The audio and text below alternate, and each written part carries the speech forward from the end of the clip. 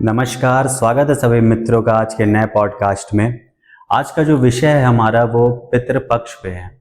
आज हम समझेंगे कि पितृपक्ष है क्या और उसमें कई सारे कर्मकांड होते हैं। कुछ लोग नए काम नहीं करते हैं, कुछ कर्मकांड में उलझ जाते हैं। पितरों से बात करना, पितरों को भोजन कराना, ये सारी चीज़ें जो चलते रहती हैं, आज उस पर हम एक क्लैरिटी लाएंगे, अनंत श्री से बातचीत करेंगे।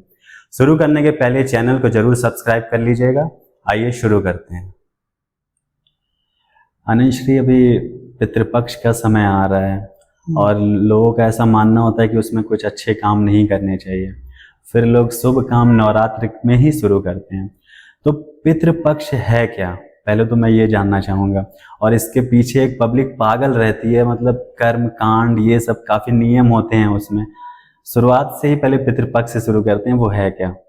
क्रेजी हो जाते हैं लोग, बड़ा एक जुनून जैसा दिखाई देता है लोगों में। मैं भी बचपन से देखता आया हूँ। देखिए, जो परंपरा में बहुत सारी चीज़ें चलती आई हैं, इसको हम समझते हैं एक नई दृष्टि से हम लोग देखना शुरू करें। और इधर जो हम लोगों ने बातचीत तमाम शुरू करी है, तो एक तरह का रिसाइकलिंग प्लांट लगा दिया है हम लोगों ने। हाँ, कई सारे विषयों पे आप रिसाइकल कर रहे हैं हम लोग। अच्छी चीज़ों को निकाल ले रहे हैं, खराब चीज़ों को फेंक दे रहे हैं। तो उद्देश्य कभी ये नहीं बात का होता है कि किसी बात को खंडन करना है, किसी को मंडन करना है, वो उद्देश्य नहीं है। एक जो स्पष्टता लानी स्पष्टता है, जो शुभ है वो साथ में रहे और जो व्यर्थ है वो जाए। और मनुष्य जीवन का उद्देश्य ही यही है कि वो नितांत रूप से प्रसन्न होना चाहता है। तो उस प्रसन्नता के लिए वो जितना अपना कचरा हटा पाएगा, जितना अपना बोझ हटा पाएगा, उतना अच्छा होगा। अब ये जो पूछा कि पितृपक्ष सचमुच में क्या है, अगर इसको हम देखें तो इसको मैं इस दृष्टि से देखना चाहूँगा। दिन कोई भी चुने जा सकते थे। परंपरा में कई बार कोई दिन चुन लिए जाते हैं और फिर उनको लंबे समय तक चलाया जाता है। तो लोगों के दिमाग में फिट हो जाता है कि ये दिन है, एक कंडीशनिंग बन गई। तो कंडीशनिंग बनाने के लिए किसी वजह से ऐसा फेवरेबल रहा होगा, ये वाला समय फेवरेबल रहा होगा। तो जो लोग हमारे जा चुके हैं इस दुनिया में नहीं हैं, मूल बात तो यह है कि वो जा चुके हैं और कहीं नहीं है। समाप्त हुआ शरीर तो समाप्त हुआ, लेकिन ये भी मानवीय है कि हम उनको भूलते भी नहीं हैं, हम उनको याद भी करते हैं। तो इसको इस मानवीय दृष्टि से मैं जरूर देखना चाहूँगा कि अगर लोग एक समय चुन लेते हैं और विधिवत याद करते हैं, उनकी याद में बैठते हैं, गीत गाते हैं, सेलिब्रेट करते हैं, तो अच्छा है। लेकिन फिर प्रश्न उठेगा कि चंद दिन क्यों, पूरे साल भर याद करो। तो साल भर भी हम याद करते हैं, ऐसा नहीं है कि हम साल भर याद नहीं करते। हम 24/7 365 याद में रहते हैं। लेकिन कभी फोकस्ड होकर जब हम कुछ चीज़ों को एक बार सेलिब्रेट कर लेते हैं तो कैथार्सिस हो जाती है। जो बहुत बोझ होता है वो निकल जाता है, बर्डन होता है निकल जाता है। संबंधों की यात्रा में बहुत कम लोग ऐसे होते हैं जिन्होंने परिपूर्णता से संबंधों को जिया होता है। तो संबंधों में कमियां रह गई हैं, खामियां रह गई हैं, कुछ करना चाह के नहीं कर पाए, कुछ गलतियां हुई, सब हुई। तो उसी के लिए लोग ये सब आयोजन करते रहे, जिसमें वो एक भाषा निकाल लेते हैं कि पितृदोष से मुक्त होना है। पितृदोष उस प्रक्रिया को उन्होंने समझा कि हमसे कुछ बुरा हुआ था, हम उसको ठीक करना चाहते हैं। अब मूल मुद्दा ठीक तो नहीं कर सकते, ठीक कुछ होता नहीं, लेकिन आप कम से कम उसको याद करके, उसकी बात करके गिल्ट फ्री हो सकते हैं, गिल्ट फ्री हो सकते हैं। तो उस मानवीय सेटअप के लिए ये ठीक है। लेकिन फिर उसके ऊपर जब ये सब पूरा कार्य व्यापार शुरू होता है कर्मकांडों का, और बहुत एक फीवरिश वातावरण की पितर आकर बैठे होंगे छतों पर, छज्जों पर, कोनों पर, और हम उनको पानी पिलाएंगे, भोजन कराएंगे, ये सब थोड़ा सा नादानी का व्यवहार शुरू हो जाता है। लेकिन जो मनुष्य नहीं समझ पा रहा है वो नादानियाँ करता भी है, और कुछ लोग नादानियों को सीरियस बना लेते हैं। ये समस्या है। अनंत श्री, जैसा आपने बताया, आपने तो एक नया एंगल ही रख दिया कि पितृपक्ष लोग मनाते क्यों होंगे। लेकिन ये जो कैथारसिस है, जैसे गिल्ट फ्री अगर हम होना चाहते हैं, तो इतने सारे ये कर्मकांड की आवश्यकता क्यों है? मतलब हम किस तरह से डायरेक्ट भी ऐसे अगर हम किसी को याद कर रहे हैं या अगर हमने कुछ अच्छा काम अच्छा व्यवहार नहीं कर पाए हम उनके साथ, तो ऐसे हम गिल्ट फ्री कैसे हो सकते हैं बिना कर्मकांड के? देखिए, कोई कर्मकांड किसी को गिल्ट फ्री करता नहीं है। इतने दिनों से लोग करते चले आ रहे हैं, कोई गिल्ट फ्री नहीं हुआ, कोई प्रसन्न नहीं हुआ, कोई सेटल्ड नहीं हुआ, क्योंकि उसके ऊपर शोषण का एक नया जाल पैदा होता है और लोग उसको ले जाते हैं कि हम उस व्यक्ति के लिए कुछ कर रहे हैं जो इस दुनिया में नहीं है। वस्तुतः हम अपने लिए कर रहे हैं जो हम दुनिया में हैं।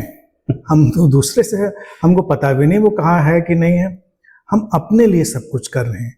और अंतिम रूप से गिल्ट फ्री तो व्यक्ति तभी होगा जब वो समझ पाएगा अकर्ता के तत्व को, जब वो समझ पाएगा इस संसार में अंतर संबंधित जीवन के घटनाक्रम को। पूरी तरह गिल्ट फ्री तो तभी होगा। लेकिन फिर भी हम एक मानवीय विंडो खोलते हैं कि नहीं इतनी समझ है, फिर भी आप थोड़ा सा कुछ वार्तालाप करके, थोड़ी सी बातचीत करके शांत हो सकते हैं, एक काफ़ी हद तक शांत हो सकते हैं।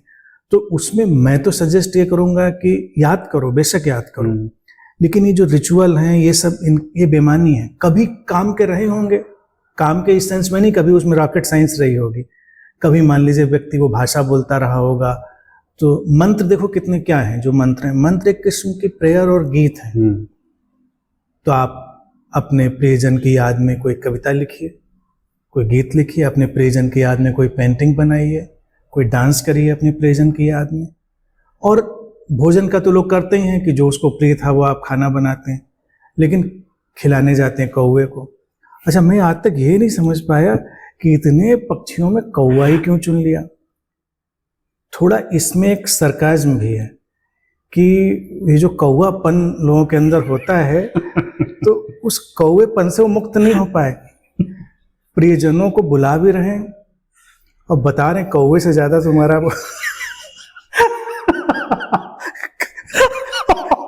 अरे मोर बुला लेते, गौरैया बुला लेते, लेकिन कौवा तो ऐसे हम लोग सामान्य जीवन में क्या कौवा जैसा आदमी आ गया।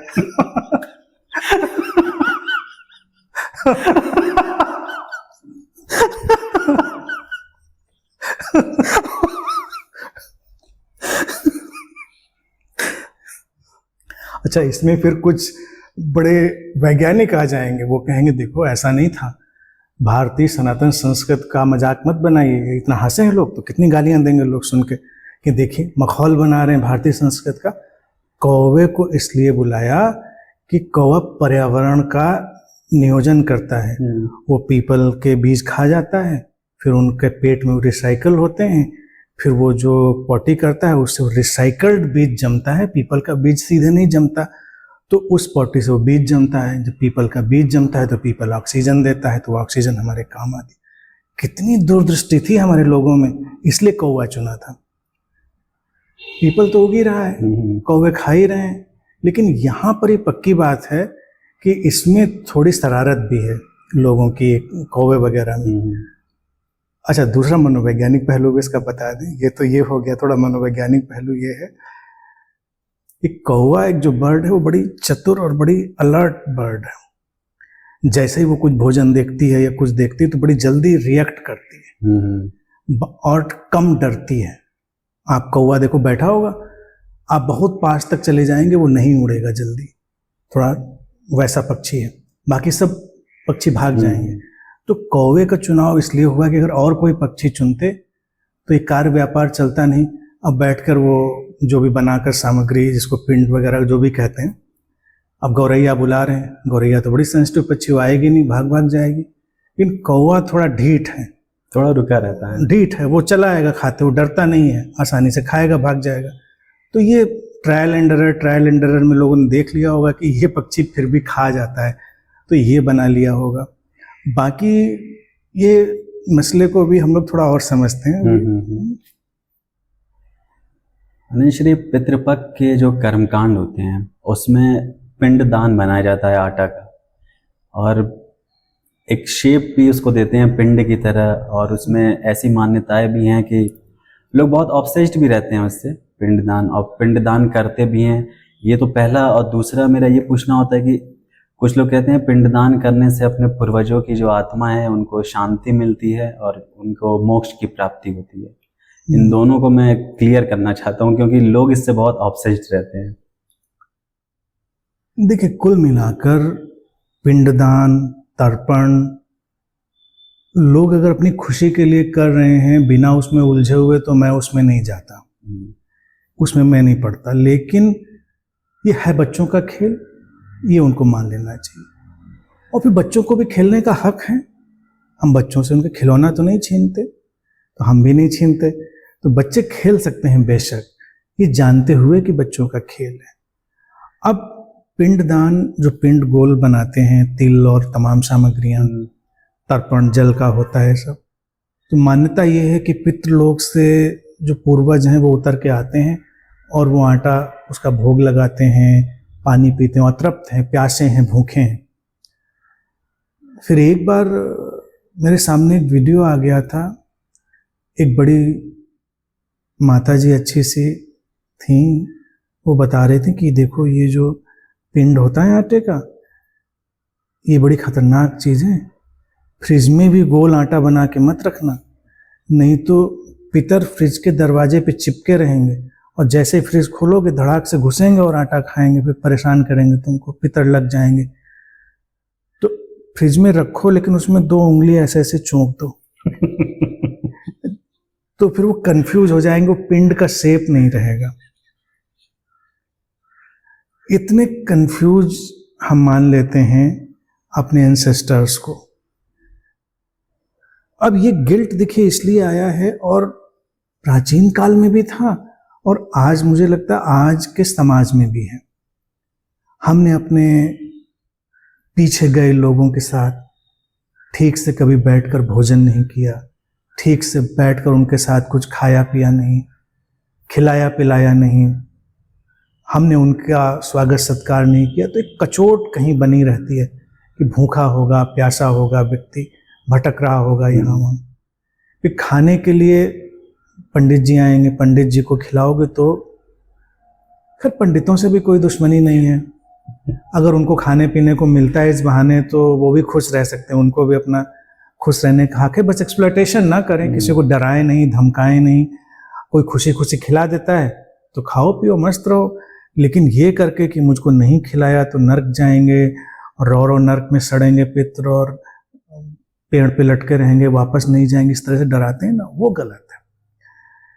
पहली बात, जब कुछ कोई आता नहीं, कोई कहीं जाता नहीं, ये जीवन यहीं का यहीं पूरा का पूरा समाप्त होता है, तो कोई पितर तो कहीं आता नहीं कि वो कहीं आएगा और खाएगा या उससे उसका कोई परितृप्ति होने वाली है। वो लोग सुझाव देते हैं कि लोग भोजन थोड़े करते हैं, ये लोग भावना से, सुगंध से तृप्त हो जाते हैं। दिल को खुश रखने को गालिब ये ख्याल अच्छा है यही बात है केवल। अब छोटे बच्चे भी देखिए, कभी चाय बनाते हैं, खाना बनाते हैं, वो छोटे छोटे बर्तन उनके आते हैं खिलौने वाले, वो देने भी जाते हैं अपने पेरेंट्स को, लो चाय पियो। अब हम लोग क्या करते हैं, जब वो बच्चा छोटे सा कप पकड़ा देता है तो हम भी दिखावटी उससे चाय पी के उसको दे देते हैं, लेकिन क्या उसने बनाई, क्या हमने पी, लेकिन खेल चल गया, वो खुश हो गया। तो कभी ऐसा समय जरूर रहा होगा, लोग इतने नादान, इतने भोले रहे होंगे, अपने भोलेपन में उनको लगता होगा हम सही में खिलाए, हम सही में उनका जो प्यास और भूख थी उसकी तृप्ति कराए। इस पर ये सब कार्य व्यापार चला। चालाक लोगों ने उसका फिर व्यवसाय बना दिया, उस पर भय खड़ा कर दिया, और 2 ही तत्व, भय और लोभ, उसकी जमीन पर सारा कार्य व्यापार खड़ा हो जाता है। अच्छा नंजश्री, जो गया जैसी जगह है, तो गया जैसी जगह ही फेमस है पिंडदान के लिए, इसके पीछे भी कोई? देखिए, कई चीज़ों के ऐतिहासिक सिग्निफिकेंस भी होते हैं और उनका नाम भी भूमिका निभा देते हैं। मूलतः तो जहाँ तक मुझे जानकारी है कि पौराणिक मान्यता ये है कि भगवान राम ने अपने पुरखों का वहाँ पर अनुष्ठान किया, तो इसलिए उसकी एक मान्यता बन गई, और भगवान विष्णु से भी उसका कुछ रिश्ता जोड़ते हैं उस जगह का। लेकिन जिसने भी उसका नाम गया रख दिया होगा, उसकी भी भूमिका भी उसमें है। गया गया सो गया,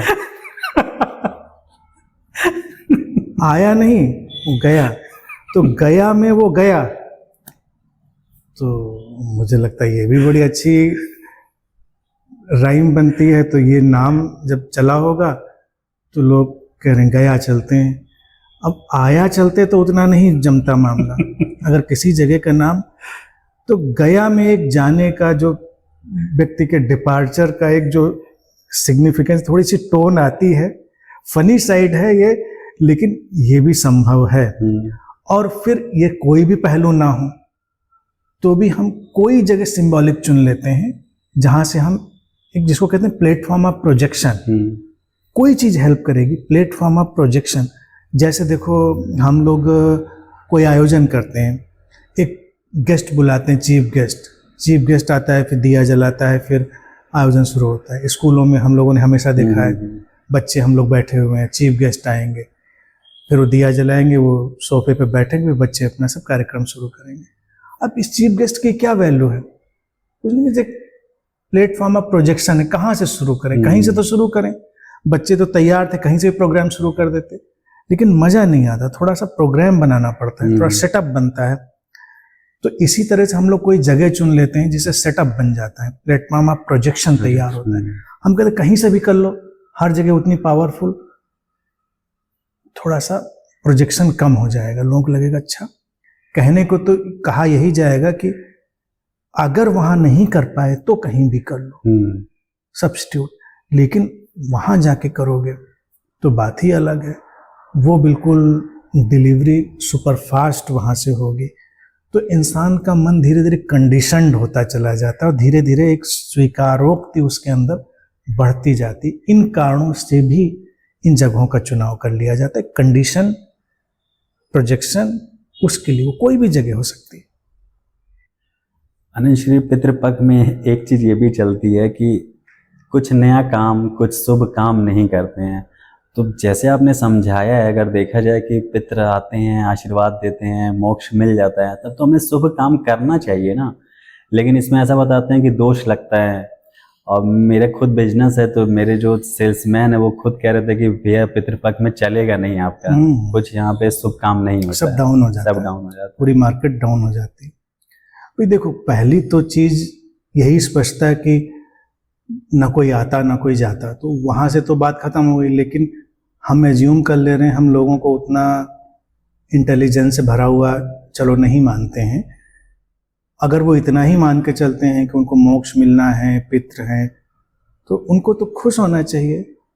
पितृ हैं तो हमारे दुश्मन हैं, और अगर दुश्मनी है तो फिर उनको दुश्मनी से निपटना पड़ेगा। भाई अगर दुश्मन हैं, बात बात पे नाराज हो जाते हैं, तो उनके लिए तो फिर कुछ और तौर तरीके अपनाने पड़ेंगे निपटने के।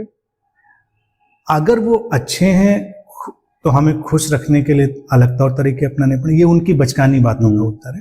पहली बात तो न कोई पितृ होता है, कहीं न कहीं पितृलोक में कहीं कोई आता जाता। ये मान्यता ही डराने के लिए डाली गई है कि वो आकर आपके आसपास भटक रहे हैं, वो सब देख रहे हैं, और उनको लगेगा कि बताइए हम तो भटक रहे हैं अतृप्त, भूखे प्यासे, ये नए कपड़े खरीद रहे हैं, ये नया काम कर रहे हैं, ये फिजिकल रिलेशंस बना रहे हैं घर में, तो वो नाराज हो जाएंगे, बिल्कुल भन्ना जाएंगे और श्राप दे देंगे। अच्छा, ऐसा तो हमारे माता पिता और जीते जी भी नहीं करते बुजुर्ग लोग, वो तो खुशी होते हैं देखकर, लेकिन वो इतने कुंठा में हैं कि वो नाराज होकर श्राप दे देंगे, तो वो नहीं करते। अब ये जब बातें मुझे पता चलें कि खाना पीना भी बहुत सादा खाना है, बहुत अच्छा नहीं खाना, नाराज हो जाएंगे। जो लोग शादीशुदा हैं फिजिकल रिलेशन में नहीं जाएंगे, तो फिर नहाओ भी नहीं, सुसु पोटे भी नहीं जाओ, सब कुछ तो देख रहे हैं, वो पता नहीं किस बात पे नाराज हो जाएं। और मान लो तुमको तो दिख नहीं रहा है, तुमको तो दिख नहीं रहा है, घर ही में घूम रहे हैं, और वही गए कमोड पे सुसु करने और तुम भी चले गए, तो ये तो एक्सीडेंट कितना बड़ा हो जाएगा ना, इसके बाद तो छोड़ेंगे नहीं। भाई अपने घर में आए हैं तो जगह जानी पहचानी है तो वो भी जाएंगे। जैसे इसी पे जो भूत प्रेत वाले लोग होते हैं ना, वो भी ऐसी बातें फनी करते हैं कि वो जो गए थे ना पेड़ पे, भूत और भूत का परिवार खेल रहा था, वहां जाकर उन्होंने सूसू कर दी और इसीलिए भूत पीछे पड़ गए। तो इस पे मैं हमेशा ये सोचता रहा कि भाई हमको नहीं दिख रहा है, उसको तो दिख रहा है, हट जाओ, खिसक जाओ खिसक जाओ थोड़ा सा, बैठे रहोगे वहीं पर, खिसकोगे नहीं। ये सब ऐसी ऐसी मान्यताएं बना ली हैं लोगों ने, और इतना क्रेजी है इस डर के व्यापार में कि बाजार एकदम बंद, शादी विवाह बंद। अच्छा, इस स्थिति का मुझे बहुत लाभ होता है। वर्कर खाली हो जाते हैं, घर में कोई काम कराना है तो हम काम लगा लेते हैं, कपड़े वगैरह सिलवाने हैं या कुछ करना है, शॉपिंग करनी, तो इन दिनों में बड़े आराम से शॉपिंग हो जाती है। दुकान में जाइए तो भीड़ भाड़ नहीं होगी, आराम से आप अकेले कस्टमर बैठे हैं, वो इत्मीनान से आपको सामान दिखाए, कपड़ा दिखाएगा, आप शॉपिंग करिए। तो इन दिनों का मैं और मेरे जितने भी जानने वाले सब लोग हैं, तुम लोग भी सब लोग अब उसको करते ही हैं, तो हम लोग इसका भरपूर उपयोग करते हैं। तो ये लोगों से भी मुझे कहना है कि बाकियों से उलझने की जरूरत नहीं है। एक बड़ी उम्मीद की किरण है कि इन दिनों का सदुपयोग करिए। मार्केट डाउन है, रेट सस्ते लगेंगे, शादियां निपटा डालिए इसमें। बाकी तो नहीं करे, तुम ही कर लो, कम रेट में मिल जाएगा, जगह कम रेट में मिल जाएगी, कैटरर कम रेट में मिल जाएगा, सब कम रेट में मिल जाएगा, आप कर डालो, आपका खर्चा बचेगा और पितरों को देख लिया जाएगा, फिर उनका सब देख लिया जाएगा। तो अगर आदमी समझदार है तो सदुपयोग करेगा इन सब चीज़ों का। लेकिन मैं चाहता हूं कि इस भय से सभी लोग मुक्त हों, प्रेम पूर्ण रहें और प्रेम के साथ जीवन को आगे ले जाएं, वो ज़्यादा बेहतर होगा। ये अगले जन्म, पिछले जन्म, मुक्ति, मोक्ष, इन सब की अवधारणाओं को सही जगह पर रखना है। मुक्ति और मोक्ष है इसी जीवन में गहरे प्रेम, शांति, प्रसन्नता और समस्वरता से भरना, खिलना। अगर आपके आसपास आपके प्रियजन हैं, माता पिता हैं, बुजुर्ग हैं, तो उनको उस मुकाम तक जाने में मदद करिए, ये ज़्यादा अच्छा होगा, बजाय कि वो मर जाएं तब उनके मोक्ष और मुक्ति की कामना करिए। अगर हमारा प्रियजन आज मेरे सामने प्रसन्न है तो मुक्त है और हम भी मुक्त हैं, तो जीवन में एक ही चीज मुक्त करती है, बेशर्त प्रेम। चंद्र श्री, आपने एकदम सही बोला है कि मतलब मुझे भी ऐसा लग रहा है कि हम लोग जब अच्छे से किसी के साथ जी नहीं पाते हैं तो एक कर्म कांड के थ्रू हम उसको खत्म कर देना चाहते हैं, उस अपराध बोध को, कि यार अच्छे से नहीं जी पाए हैं तो अब कर्म कांड कर लेंगे तो वो मुक्त हो जाएंगे।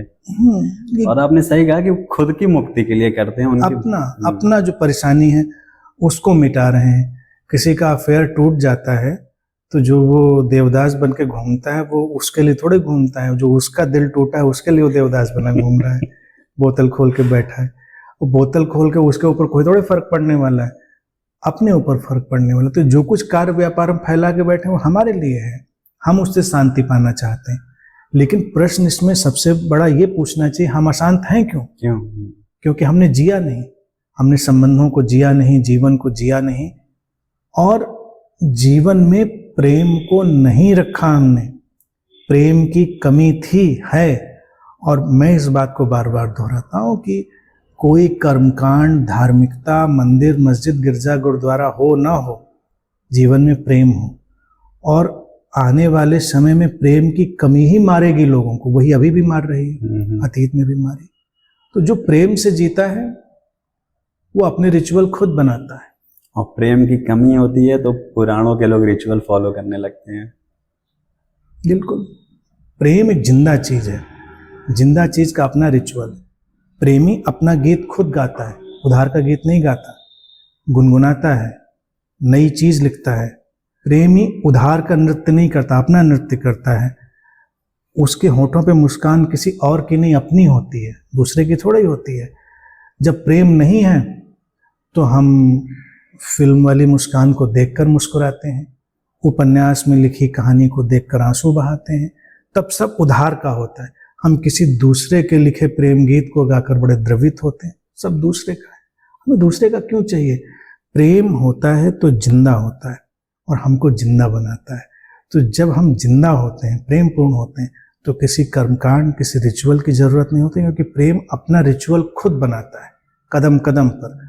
और हाँ, बस इसको अगर समराइज करें इस पितृपक्ष वाले मसले को, तो यही मैं कहना चाहूँगा कि हाँ, साल में कुछ दिन विधिवत निकालना अपने गए हुए लोगों के लिए सुंदर है, लेकिन उसको नए ढंग से स्क्रिप्ट लिखिए। उसकी नए ढंग की स्क्रिप्ट ये सब पागलपन में भागने की नहीं होगी कि हम ये सब करते घूम रहे हैं बड़ी उत्तेजना में।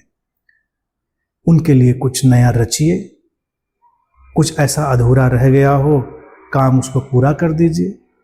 कोई सपना जो वो नहीं जी पाए हो, उस सपने को खुद जियो, नहीं तो किसी और को जीने में मदद करो। एक क्रिएटिव हो। अगर हमारे पीछे गया हुआ हमारा प्रियजन मान लो कुछ ऐसा करना चाहता था जो नहीं कर पाया, तो हम किसी को वो कर पाने में मदद करें, किसी के साथ चले 2 कदम। वो अच्छा रिचुअल होगा बजाय कि इन सब में पड़ने के। और फिर सर्वोपरि आप अपनी स्मृतियों से विधायक स्मृतियों को एक्सट्रैक्ट करिए, निकालिए, कूड़ा कचरा हटाइए, और उन स्मृतियों का सदुपयोग क्या करेंगे? जो सामने है, जो जीवन सामने है उसको जीने में। जो भूलें करी थी अब उनको नहीं करेंगे, जो नहीं जी पाए थे अब वो गलती नहीं करेंगे, भरपूर जिएंगे, अभी जिएंगे, यहीं जिएंगे। इस सबको मनन करते हुए, मंथन करते हुए हम कुछ दिन बिताएं तो ठीक है। और उन दिनों को भी रिजिड ना बनाएं कि 16 दिन, 15 दिन, 2 दिन भी काफ़ी हैं, 3 दिन भी काफ़ी हैं, लेकिन दिन बना लेने में कोई बुराई नहीं, उसको मैं एग्री करता हूँ।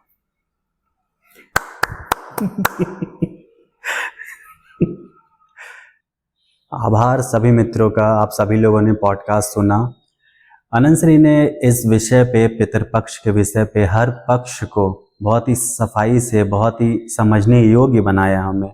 तो आइए हम एक प्रेमपूर्ण, शांतिपूर्ण, प्रसन्न, संस्वरित संसार बनाने में हम अपना योगदान दें।